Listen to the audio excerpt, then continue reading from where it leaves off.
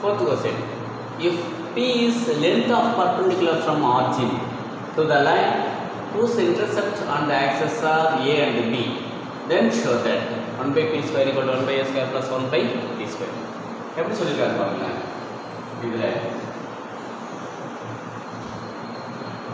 x axis, y axis, origin.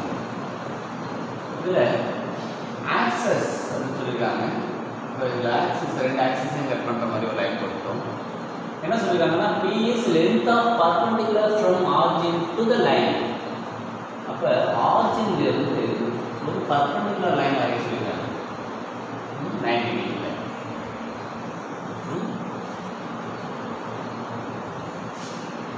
Intercept and axis are நம்மளுடைய intercept வந்து என்ன சொல்லிருக்காங்க A இன்னொன்னு B.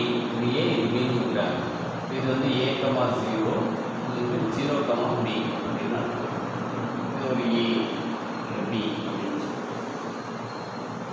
சரி இது வந்து length of perpendicular அப்படின்னு கொடுத்திருக்கிறதுனால இந்த ஆங்கிள் இது ஒரு ஆங்கிள் வந்து ஆல்பா அப்படின்னு இப்போ இது மிட் பாயிண்ட் அப்படிங்கிறதுனால ஒரு எம் அப்படின்னு இந்த லென்த்தை என்ன கொடுக்குறாங்க ஒரு பி அப்படின்னு கொடுக்குறாங்க. இப்போ இதில் பாருங்க இந்த லென்த் தெரியுது. இந்த லென்த் வந்து என்ன தெரியுது ஏ அப்படின்னு தெரியுது. இந்த லென்த் தெரியுது. சரி இப்போ இது ஆல்ஃபாவாக இருக்கிறதுனால இதுதான் ஆப்போசிட் சைடு. இது ஒரு ரைட் ஆங்கிள் ட்ரையாங்கிள். இந்த ரைட் ஆங்கிள் ட்ரையாங்கிள் இது ஆல்ஃபாவாக இருக்கிறதுனால இது ஆப்போசிட் சைடு. ஆப்போசிட் சைடு தெரியல. இப்போ நமக்கு என்னென்ன தெரியுது ஆப்போசிட் சைடு தெரியல மற்ற ரெண்டு சைடும் தெரியுது. அப்போ அட்ஜசன்ட்டும் ஹைபாட்னிஸும் தெரியுது. அட்ஜசன்ட்டும் ஹைபாட்னிஸும் தெரிஞ்சால் காஸ் தீட்டா கண்டுக்கலாம். காஸ் ஆல்ஃபா தீட்டாங்கிறது ஆல்ஃபா. காஸ் ஆல்ஃபானா அட்ஜசன்ட் பை ஹைபாட்னிஸ். அப்போ இது 90 டிகிரியாக இருக்கிறதுனால இதுதான் ஹைபாட்னிஸ்னு தெரியுது. அப்போ அட்ஜசன்ட் என்ன பி. இப்போ பி பை ஏ காஸ் ஆல்ஃபாவோட வேல்யூ. அடுத்தது அதே போல் இதை பாருங்களேன். இதில் பார்த்தீங்கன்னா இந்த லென்த்து தெரியுது பி. இந்த லென்த்து தெரியுது. இப்போ இந்த ரெண்டு சைடும் தெரியுது. இப்போ இது ஆல்ஃபா இல்லையா.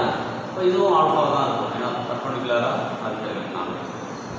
இப்போ இதில் அந்த மாதிரி கண்டுபிடிச்சிங்கனாக்கா இதில் என்னென்ன தெரியுது பாருங்கள். இதுலேயும் பார்த்தீங்கன்னாக்கா காஸ் தீட்டா இன்னொன்று சைன் தீட்டா ரெண்டு இருக்கு இல்லையா. இப்போ இதில் பார்த்தீங்கன்னா இது 90. இப்போ ஸ்ட்ரைட் லைனில் ஒரு டோட்டல் ஆங்கிள் வந்து 180. இப்போ இது 90 போச்சுன்னா அப்போ இது எவ்வளோ இருக்கும் 90. இப்போ இந்த ஆங்கிள் வந்து 90 டிகிரி.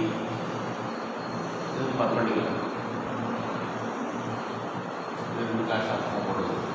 இப்போ இது 90 டிகிரி. இப்போ 90 டிகிரிக்கு ஆப்போசிட்டில் உள்ள சைடு தான் ஹைபாட்னிஸ். இப்போ இதுதான் ஹைபாட்னிஸ்ன்னு தெரியும்.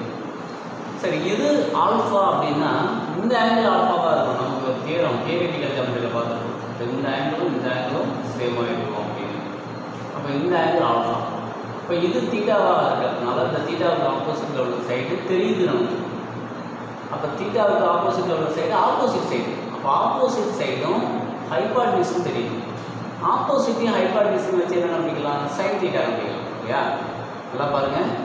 இது 90ஆக இருக்கிறதுனால இது ஹைபாட்னிஸ். இது ஆல்ஃபா ஆங்கிளாக இருக்கிறதுனால இது ஆப்போசிட் சைடு. இப்போ ஆப்போசிட் சைடும் ஹைபாட்னிஸும் தெரியுது. அப்போ சைன் தீட்டா கண்டுபிடிக்கலாம். சைன் ஆல்ஃபா கண்டுபிடிக்கலாம். Sine alpha equal to opposite என்ன பி. ஹைபாட்னிஸ் என்ன பி. B by B. இப்போ காஸ் ஆல்ஃபா தெரியுது சைன் ஆல்ஃபா தெரியுது. நமக்கு தெரிஞ்ச formula cos square alpha plus sine square alpha is equal to 1 தெரியும். காஸ் ஸ்கொயர் ஆல்ஃபாவும் B by A whole square B by B whole square is equal to 1. இப்போ p square by a square plus p square by b square is equal to 1. p square இங்கே இருக்குது காமனாக லெட்டராக தான் நம்ம போயிடலாம். So 1 by a square plus 1 by b square equal to 1 by b square.